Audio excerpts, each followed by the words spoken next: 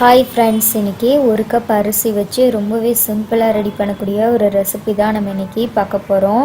வீட்டில் இருக்கிற பொருட்களை வச்சே ரொம்ப சிம்பிளாக ரெடி பண்ணிடலாம். சாப்பிட்றதுக்கு ரொம்ப நல்லா இருக்கும். ஈவினிங் டைமில் 10 நிமிஷத்தில் ரெடி பண்ணக்கூடிய ஒரு கிறிஸ்பியான ஸ்நாக் ரெசிபி. இந்த ரெசிபியை பார்க்குறதுக்கு முன்னாடி இது வரைக்கும் குக்கிங் அண்ட் டிப்ஸ் கஃபே சேனலை சப்ஸ்கிரைப் பண்ணாதவங்க சப்ஸ்கிரைப் பண்ணிடுங்க. கூடவே பக்கத்தில் இருக்கிற பெல் ஐக்கானையும் கிளிக் பண்ணிடுங்க. அப்போ தான் நான் போடுற லேட்டஸ்ட் வீடியோஸ் உடனடியாக உங்களுக்கு நோட்டிஃபிகேஷனாக வந்து சேரும். ஃபஸ்ட்டு வெள்ளை கரைசல் ரெடி பண்ணிடலாம். அதுக்காக நான் ஒரு பேன் எடுத்திருக்கேன். அதில் 3/4 கப் வெல்லம் சேர்த்துருக்கேன். இதுக்கு 1/2 கப் தண்ணி ஊற்றிட்டு வெல்லம் நல்லா கரையிற வரைக்கும் இதை நல்லா கொதிக்க விடணும்.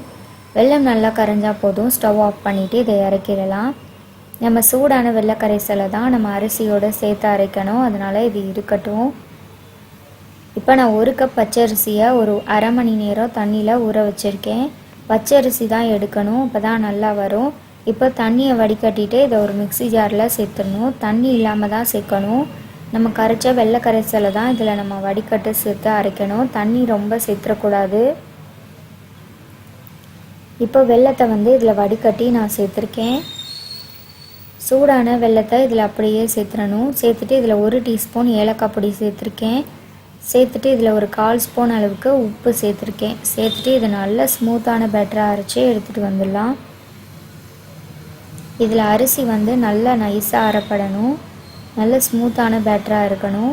இந்த அளவுக்கு நல்ல ஸ்மூத்தான பேட்டராக இருக்கணும். இந்த அப்பம் நல்லா சாஃப்டாக இருக்கிறதுக்காக இதில் ஒரு 2 டேபிள் ஸ்பூன் அளவுக்கு கோதுமை மாவு சேர்த்துட்டு இதில் 2 பிஞ்ச் ஆப்ப சோடா சேர்த்துருக்கேன். கோதுமை மாவு ரொம்ப சேர்த்துடக்கூடாது. 2 டேபிள் ஸ்பூன் மட்டும்தான் சேர்க்கணும். மாவை புளிக்க வச்சு செஞ்சிங்கன்னா நீங்கள் ஆப்ப சோடா சேர்க்க தேவையில்லை. நான் உடனே ரெடி பண்ணியிருக்கிறதுனால 2 பிஞ்ச் போல் ஆப்ப சோடா சேர்த்துருக்கேன். நீங்கள் மாவை புளிக்க வச்சு மறுநாள் காலையில் செஞ்சிங்கன்னா நீங்கள் ஆப்ப சோடா எதுவுமே சேர்க்க தேவையில்லை. டைரெக்டாக நம்ம அப்படியே ஊற்றிடலாம். உடனே செஞ்சால் மட்டும் 2 பிஞ்சு போல் ஆப்ப சோடா சேர்த்துக்கோங்க. இப்போ இதை நல்லா கலந்துட்டோம்னா நமக்கு மாவு ரெடியாக இருக்குது. இப்போ இது ஒரு கடாயில் எண்ணெய் நல்லா சூடானதும் இந்த மாதிரி ஒரு கரண்டி எடுத்து விடணும். இதை விட்ட உடனே ஹை ஃப்ளேமில் தான் ஒரு 2 நிமிஷம் இருக்கணும். அது தானாக மேலே எலும்பி வரும். இப்போ இந்த மாதிரி எண்ணெயை மேலே இந்த மாதிரி விடணும்.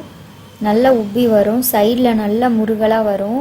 இப்போ மெதுவாக திருப்பி விட்டுட்டு 2 பக்கமும் நல்லா பொன்னிறமானதுக்கப்புறம் தான் எடுக்கணும். நல்லா இந்த மாதிரி உப்பி நல்லா முருகலாக ஆனதுக்கப்புறம் இதை ஒரு டிஷ்யூ பேப்பரில் மாற்றிடலாம். சைடில் சூப்பராக நமக்கு நல்ல மொறுன்னு வரும்.